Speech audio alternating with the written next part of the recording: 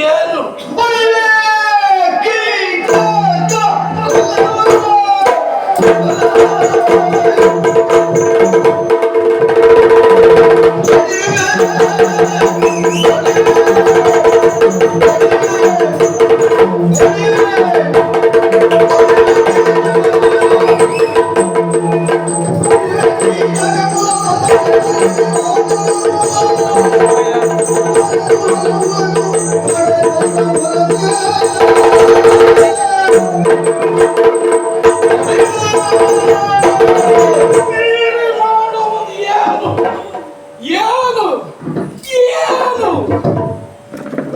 ಆಜ್ಞೆಯನ್ನು ಮೀರಿ ಮಾಡುವುದು ಏನು?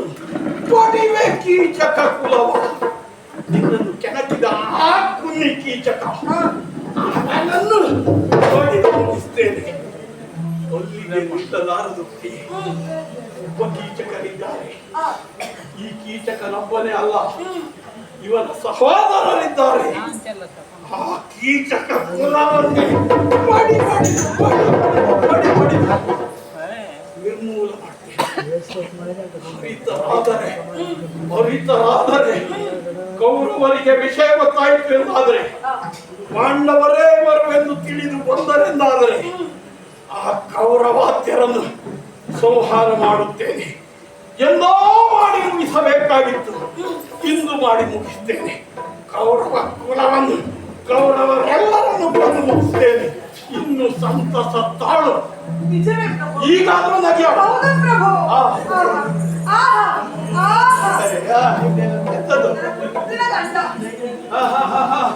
ಅಲ್ಲಿ ಮುಗಿಯಲಿಲ್ಲ. ಕೀಚಕರ ಸಂಹಾರ ಮಾಡುವುದಷ್ಟು ಸುಲಭ ಅಲ್ಲ. ನಾನೊಬ್ಬನೇ ಹೋಗಿ ಮಾಡಬೇಕು. ನನ್ನಿಂದ ಸಹಾಯ ಬೇಕು.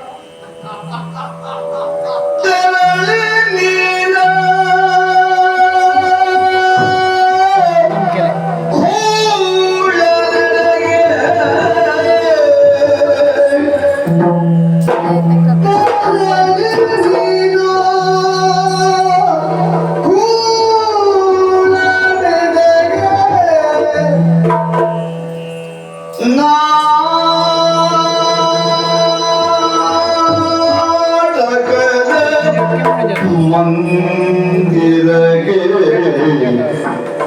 ನಾ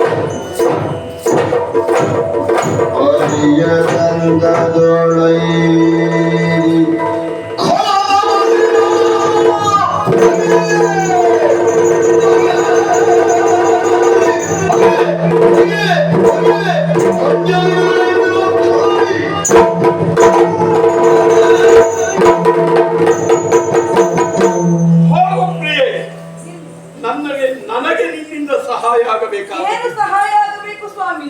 ಒಳ್ಳೆ ಅಸಹಾಯಗಳಿದ್ದೇನೆ, ನಿಮ್ಮಲ್ಲಿಯೇ ಸಹಾಯವನ್ನು ಕೇಳ್ತಾ ಇದ್ದೇನೆ. ನಾನು ನೀವು ಸಹಾಯ ಮಾಡಬಲ್ಲೆ? ಕೀಚಕನನ್ನು ನಾನು ಕೊಲ್ಲುತ್ತೇನೆ, ಆದ್ರೆ ನಿನ್ನಿಂದ ಒಂದು ಸಹಾಯ ಬೇಕು. ಏನು ಗೊತ್ತಾ? ಈ ಕ್ಷಣವೇ ನೀನು ಇಲ್ಲಿಂದ ಕೀಚಕನ ಮನೆಗೆ ಹೋಗು. ಎಂತದೆ ಹೋಗೆ. ಇಷ್ಟು ಹೇಳಲಿಕ್ಕೆ ನೀವು ನನ್ನ ಸಮಾಧಾನ ಪಡಿಸಿಲ್ಲ. ಇಷ್ಟೆಲ್ಲ ಮಾತಾಡಿ. ಆ ದುಷ್ಟನಿಂದಲೇ ನನಗೆ ಕಷ್ಟ ಬಂದೋದಾಗಿದೆ. ಈಗ ಹೋಗಿ ಕೀಚಕನ ಮನೆಗೆ ಹೋದ್ರೆ ಅವರ ಮೈ ಮೇಲೆ ಬಿಟ್ಟ ಆ ಕಲ್ಪನೆ ಇಲ್ವ ನನಗೆ? ಮತ್ತೆ ಇಟ್ಟು ಹೇಳ್ತಾ ಆದರೂ ಕಳುಹಿಸುತ್ತಾ ಇದ್ದೇನೆ. ಯಾಕೆ ಗೊತ್ತಾ? ಈಗ ಕಳುಹಿಸುತ್ತಿದ್ದವ ಭೀಮಸೇನ. ಕೀಚಕನ ಮನೆಗೆ ನೀನು ಹೋಗು ಎಂದು ನಿನಗೊಂದು ಸತ್ಯ ವಿಷಯ ಹೇಳ್ತೇನೆ. ಗಂಡನಿಗೆ ಹೇಳದೆ ಹೆಂಡತಿ ಎಲ್ಲಿಗೂ ಹೋಗಬಾರದು. ಒಂದು ವೇಳೆ ಗಂಡ ನೀನು ಇಲ್ಲಿಗೆ ಹೋಗು ಎಂದು ಕಳುಹಿಸಿದನ ಹಿಂದೆ ಮುಂದೆ ಯೋಚನೆ ಮಾಡಬಾರದು. ಯಾಕೆಂದ್ರೆ ಅಲ್ಲಿಗೆ ಕಳುಹಿದಂತ ಗಂಡನ ಒಂದು ಕಣ್ಣು ಹೆಂಡತಿ ಮೇಲೆ ಇರ್ತದೆ, ಇವಳಿಗೆಲ್ಲ ಓಡಾಡ್ತಾಳೆ ಅಂತ ನೋಡ್ತಾ ಇರ್ತಾನೆ. ಆದ್ದರಿಂದ ನೀನು ಧೈರ್ಯದಿಂದ ಹೋಗ್ಬೋದು. ಹೋಗಿ ಆ ಕೀಚಕನ ಹತ್ತಿರ ಹೇಳು, ಅವನನ್ನು ಕರೆ. ನಿನ್ನ ಆ ನಗುವಿನಿಂದ ಅವನ ಬೆಮಳ್ಳಾಗಿ ಹೋಗಿದ್ದಾನೆ. ಅವ ಸ್ವಲ್ಪ ನಗೆಯಾಡು, ದೇವರೆಲ್ಲ ನಗೆಯಾಡು. ಒಂದಿಷ್ಟು ನಗದೆ ಹೋದರು, ಮರುಳಾಗಿ ಹೋಗಿದ್ದಾನೆ. ಇನ್ನೇನಾದ್ರೂ ಅವನ ಎದುರಿಗೆ ಹೋಗಿ ನಗೆ ಬೀರಿದೆ ಅಂತ ಬಿದ್ದಂತೆ ಅರ್ಥ. ಅದು ನನ್ನನ್ನೇ ಬೀಳಿಸಿದ್ರೆ ನಾನಿದ್ದೇನೆ, ಒಂದು ಕಡೆ ನಿನ್ನ ಮೇಲೆ ಇರ್ತದೆ. ಹೋಗಿ ನಗೆಯಾಡುವುದರ ಮೂಲಕ ಅವನ ಮನಸ್ಸನ್ನು ಸೆಳೆದು ಮೃದು ವಚನದಿಂದ ಅವನನ್ನು ಕರೆ. ಕೀಚಕ ಎಂದು ಕರೆದು, ನಿನಗೆ ನನ್ನ ಸುಖ ಬೇಕು ಎಂದಾದರೆ ಕೀಚಕ ಅಲ್ಲಿಗೆ ಬಾ. ಎಲ್ಲಿಗೆ? ನಾಟ್ಯಗ್ರಹ ಸ್ಮಶಾನ ಆಲಯದಲ್ಲಿದೆ, ಅಲ್ಲಿರುವಂತಹ ನಾಟ್ಯಗ್ರಹ. ಅಲ್ಲಿಗೆ ನೀನು ಬಾ ಎಂದು ಕರಿ. ಅಲ್ಲಿ ನಾನು ನಿನಗೆ ಒದಗುತ್ತೇನೆ ಎಂದು ಹೇಳು. ಅವನನ್ನು ಮರುಳುಗೊಳಿಸು. ಅಲ್ಲಿಗೆ ಬಾ ಎಂದು ನೀನು ಕರೆ. ಬಂದ ಮೇಲೆ ನಿನ್ನ ಕೆಲಸ ಮುಗಿತು. ಹಾಗಲ್ವೇ? ಕರೆಯುವುದಷ್ಟೇ ನಿನ್ನ ಕೆಲಸ ಅಂತ. ಬಂದ ಮೇಲೆ ನಾನು ನೋಡಿಕೊಳ್ತೇನೆ. ಆ ದುಷ್ಟನ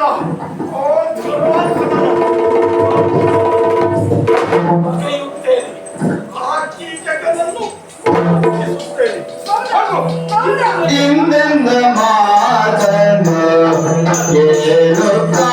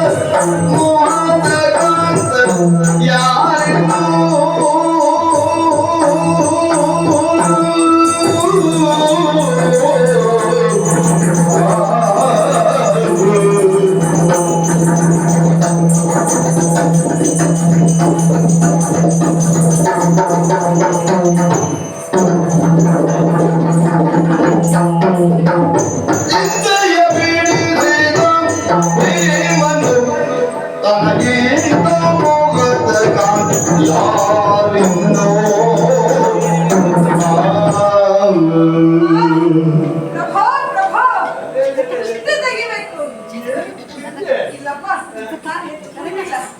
ಆದ್ರೆ ಇಷ್ಟನ್ನೂ ಕುಣಿದು ಬಹಳ ಕಾಲ ಆಗಿತ್ತು. ಹೌದಾ? ಹೌದು. ಹಾ.